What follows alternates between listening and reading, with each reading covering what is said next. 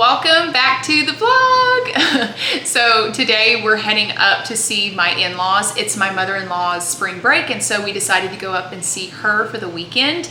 I do not know what we're gonna get into for the weekend, but I figured it'd be fun to vlog it anyways. So I wanted to start this vlog by making my matcha. I am obsessed with matcha. So I've never tried it before until last weekend. We went to Barnes & Noble and we got some books. Let me show you the books. Caleb is already done with his, so he finished Moby Dick, which it's a classic. So we went to Barnes & Noble to actually start reading classics, and I got Little Women. I'm loving this book so much so far, and it is such a cute cover.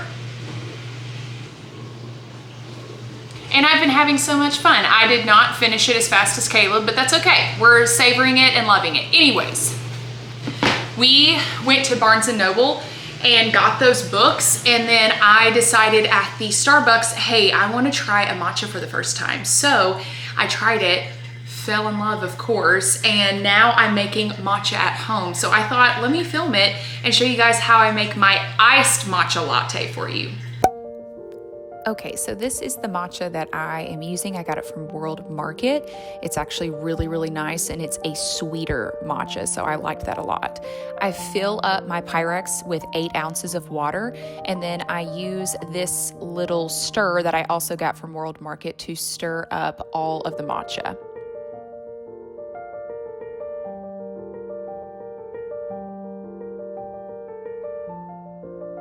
Once it is all stirred up, I go ahead and get my ice in my cute little cup, fill the cup up with matcha, and then I also have my homemade creamer that I put in to the matcha, and it's so beautiful. I love the foam.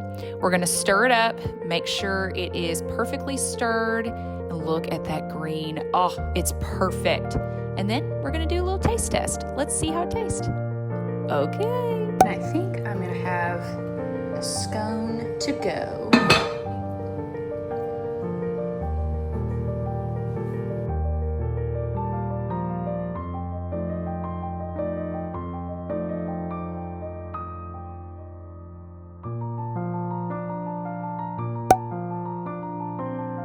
There is nothing like a West Texas sunset.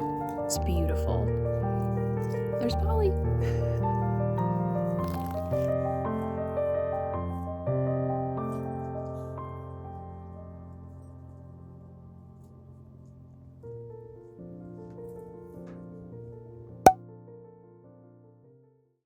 Okay, so I have to be honest with you. This is many, many days later from the first little clip of making my matcha, and we were heading to West Texas for the weekend. So I did not film a whole lot, and to be fair, there was a reason. So this past weekend, we had a crazy windstorm that came in through West Texas, through that whole area out there.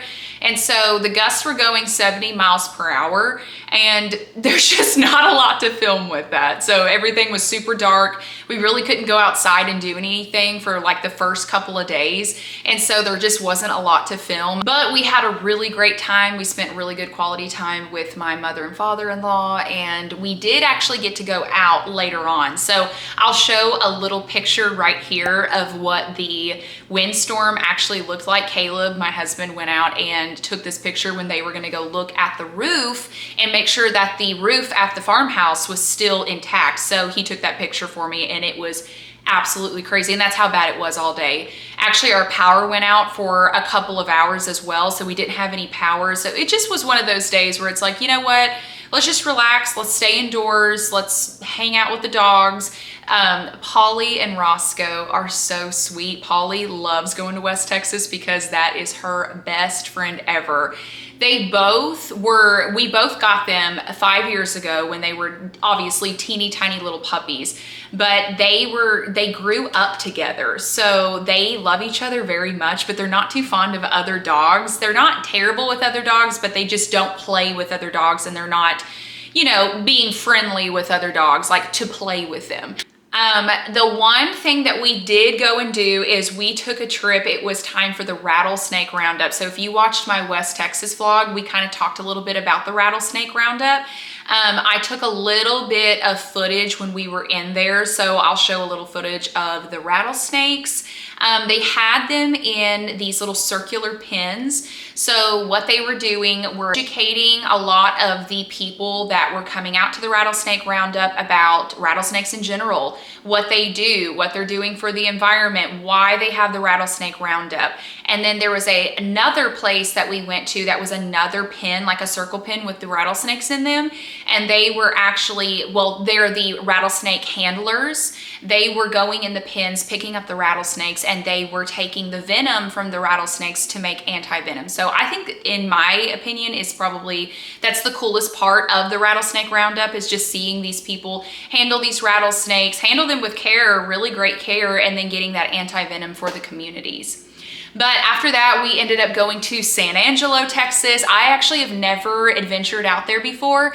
It was the cutest town. I wish I could stay longer and just adventure more. We got there pretty late during the afternoon, so a lot of the businesses were closing because it was on Saturday, and the businesses usually close around like that 3, 4 o'clock time. So we ate some dinner out there at a really cool local restaurant, and then we just kind of bebopped around and window shopped and kind of looked in some of the windows and had a lot of fun with that too. So that was my weekend, and there wasn't a whole lot to film, so therefore we're back at home. I thought what would be a really, really fun thing to do with you guys today is to show you all how I'm going to paint my salt and pepper shaker. So I bought these salt and pepper shakers, they're wooden, off of Amazon a long time ago, and I have yet to do anything with them. I want to paint them. I want to bring color back into my kitchen and all the things. I love this little quote that keeps popping up on Instagram and Pinterest, and it says that when a girl starts liking pink again, that means that she is getting healed, like she is in her healing era. And I just thought that was so cute, because I really have been, my entire life, honestly, I've loved all the holidays, but fall used to be my ultimate favorite. It's just so much fun to wear, you know, the sweaters and the dark colors and just the cozy vibes and everything. But now I am starting to love spring and summer way more, the colors in general. So that whole thing of like, oh, she's loving pink, she's healing, I have a pink shirt on today, things like that. And so I'm wanting to brighten up my kitchen with these salt and pepper shakers, and I have an idea of what I want to do, but I honestly am just gonna wing it. Just gonna wing it. We are gonna get started. I'm gonna get my paint out. I'm going to lay out some butcher paper down so I don't get paint all over the place. And we're gonna try to get prepped and ready to paint these salt and pepper shakers. Fingers crossed that this actually turns out the way that I want it to in my brain. Y'all know how that is. You come up with something, you're like, oh, I'm gonna DIY, I'm gonna do this. And then sometimes it works and it's gorgeous and you're just like, heck yeah, I'm that good. And then sometimes you're like, should have just bought it. So let's see if this is actually gonna work, or I should have just bought it. Okay, let's get started.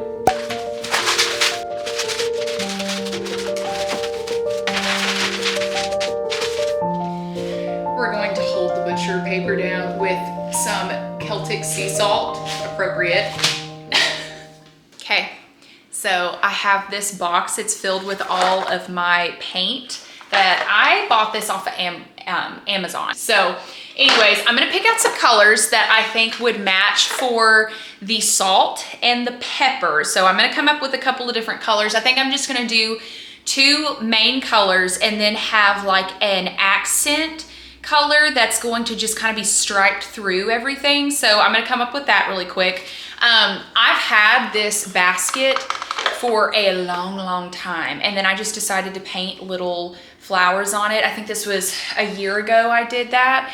And so we're just trying to be creative, you know, a little artistic. I also got my brushes off of Amazon as well. This came with a huge collection, of just tons of brushes, and there's a screwdriver. Why is there screwdriver? Oh, I painted a jewelry box and I had to take the hardware off of it. Okay, that's why we have a screwdriver. Anyways, has tons of different things that you can paint with, sponges, different types of brushes, and just tips of them and everything. So we're gonna use these. And then I also have these acrylic markers. So I thought this would be easy to kind of, if I needed to draw, if I wanted to draw flowers or anything, then I could just use these and have a little bit more precision, maybe. I don't know. I may not even get into these, but I love these colors. They're super fun. A lot of spring colors in there too. So we'll see what we come up with. Okay, I'm gonna lay this out. I'm gonna pick out the colors that I want and then we will start. Oh, let me show you. These are the salt and pepper shakers. Salt, pepper, has a little dingle hopper on the front that you can screw off and take these off. Anyways, they're just salt and pepper grinders instead of shakers. So I'm gonna pick out the colors for these and then just kind of outline what I'm thinking about doing with them. Let's do it.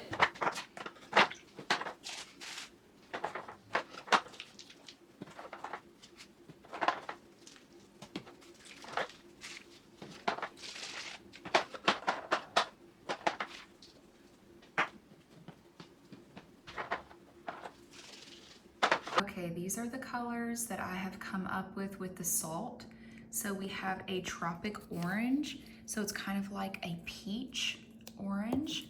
We have cameo pink, which is a very pale pink. So I thought these two would come out to be a really, really nice peach. And then a pale yellow to do the accent. And then I have a regular snow white that I thought that I could do some stripes in there maybe. And then for the pepper, I picked out Key West, which is kind of like a aqua turquoise type of situation. Regency blue. I love that. It's a sky blue, gorgeous. And then the caterpillar green. So I don't know, we're gonna come up with something. I'm gonna kind of map out on the salt and pepper shakers. So I think for the salt and pepper shakers, I want the base to be a solid. So whatever solid that is, and then maybe have some intricate flowers going through. But then having these guys also be a solid, but the base and this maybe doing checkered, maybe. I don't know, we'll see.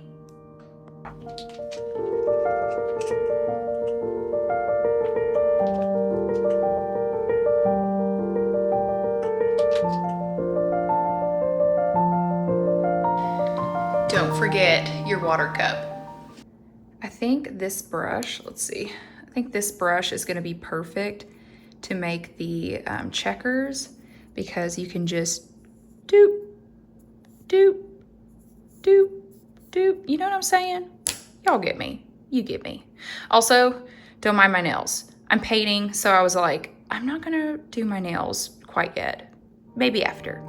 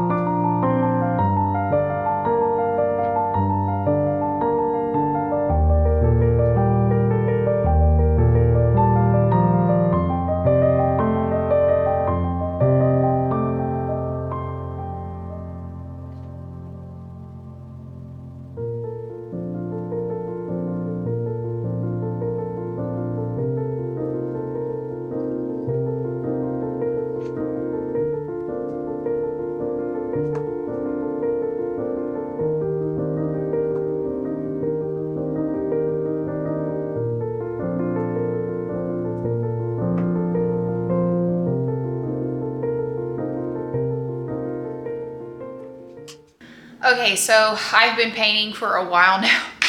I'm gonna let the pepper one dry. As you can tell, I am not an artist, but I will be honest, it's a lot of fun. And I think that us as human beings, we've got to get out of the idea that just because we're not amazing at something or just because we're not, you know, the best at something doesn't mean that we shouldn't do it.